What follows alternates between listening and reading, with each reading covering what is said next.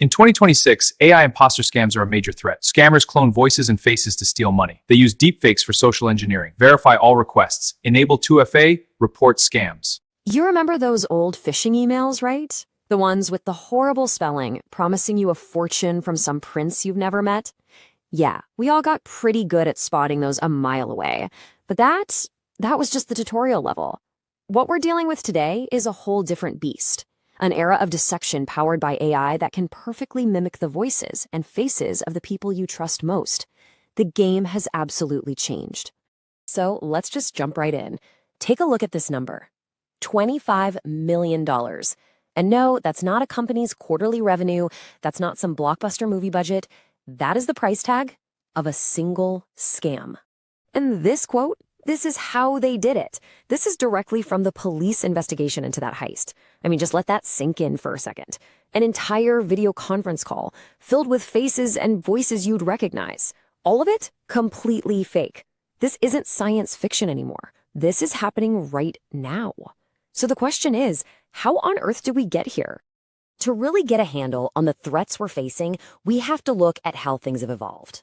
We've gone way beyond those clumsy, easy-to-spot scams and into a world of AI-driven impersonation that is terrifyingly realistic. And wow, you can see the difference right away, can't you? On the left, you've got the classic phishing attempt, just riddled with typos. But on the right, that's the AI version. It's perfect, polished, professional, using all the right corporate jargon. And get this. Since late 2025, there's been a 14 times increase in these kinds of AI-powered campaigns. They're not just better written, they are literally flooding our inboxes. All right, so let's get back to that $25 million story. We're going to dissect this thing piece by piece and look at the anatomy of the most sophisticated deepfake heist on record. Okay, put yourself in the shoes of this finance worker in Hong Kong. You get an email from your CFO. It's about a secret transaction. Something feels a little off, you know? Your gut tells you to be cautious, which is exactly the right move. But then, to put your mind at ease, you get invited to a video call. So you hop on, and there they are, your CFO and a few other colleagues you know. They look exactly like they should. They sound like themselves. The meeting goes off without a hitch. Your doubts? They're gone. You make the transfers. And it's not until it's all over that the horrifying truth comes out. Every single person on that call, except for you, was a deepfake. And here's the really scary part. Attackers don't even need video to be convincing. A well-crafted voice clone is often all it takes. Way back in 2021, a bank manager in the UAE got a call. He heard the voice of a company director he knew, trusted it, and authorized transfers for nearly $250,000. That voice, a complete fake. So you've got to be asking, how is this even possible, right? I mean, this kind of tech seems super advanced, like something only a government could create. But the truth is, it's powered by a thriving underground economy that is shockingly easy to access. It's all thanks to a model called fraud as a service, or FAS for short. And honestly, the best way to think about it is like Netflix, but for committing crimes. No joke.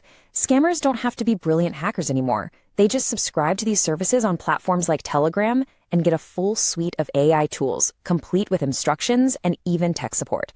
The technical skill required has basically dropped to zero. And just look at what's in their toolbox. You want a perfect phishing email? Bam, you use WormGPT. Need a cloned voice for an automated phone call? Viking's got you covered. A live real-time deepfake video for a Zoom meeting? That's Deep Live Cam. And to get past security, you can get a photorealistic fake ID from a service like OnlyFake for just $15. $15. It's a complete multi-layered attack in a box. So, I know what you're thinking. This sounds terrifying, almost impossible to fight. But here's the thing you have to remember. These attacks aren't aimed at your firewall. They're aimed at you, at me. They exploit our very human instinct to trust. And that's actually where our power lies, because it means our awareness is the last and best line of defense. Which leads us to the million-dollar question, or in this case, the $25 million question. When your own eyes and ears are being used against you, how in the world do you spot a fake? The good news is, no matter how slick the technology gets, these scams still lean on old-school manipulation tricks. And those tricks have tells. Number one, and this is a big one, is a sense of crazy urgency and secrecy. You know that this has to happen now and you can't tell anyone vibe. Also, listen carefully to the audio. Does it sound a little flat or metallic? And if you get a weird vibe, test them. Ask a simple personal question the AI couldn't possibly know. Hey, how was your trip back yesterday? If they stumble or give you a generic answer, that's a huge red flag. Okay, so knowing what to look for is huge. That's step one. But to really protect ourselves and our companies, we can't just be waiting for the attack. We have to be proactive. We have to build our defenses before the call ever comes in. Look, every organization has tech defenses, firewalls, email filters, all that good stuff. And they're important. But like we've just seen, none of that matters when the attacker can just call an employee and pretend to be the CEO. That's why the real game changer is what we call the human firewall.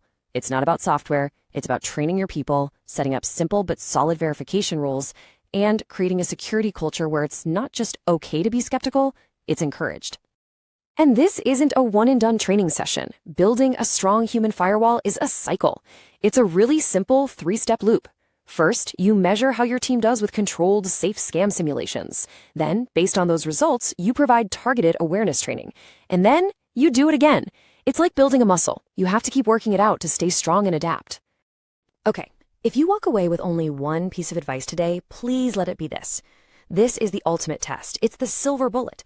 Whatever the urgent request is, just say you need to verify it through a different channel.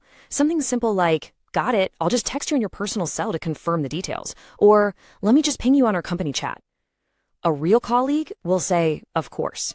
A scammer will resist or get aggressive or just hang up. That resistance, that is all the proof you need. You know, for decades, we've been focused on building higher and higher digital walls to keep the bad guys out. But the new wave of attackers, they're not trying to break down the wall anymore. They've realized it's much easier to just clone the CEO's face, pick up the phone, and get invited right through the front door. So I'll leave you with this one final thought. Your security systems are probably pretty good at spotting a fake email. But are your people ready to spot a fake CEO?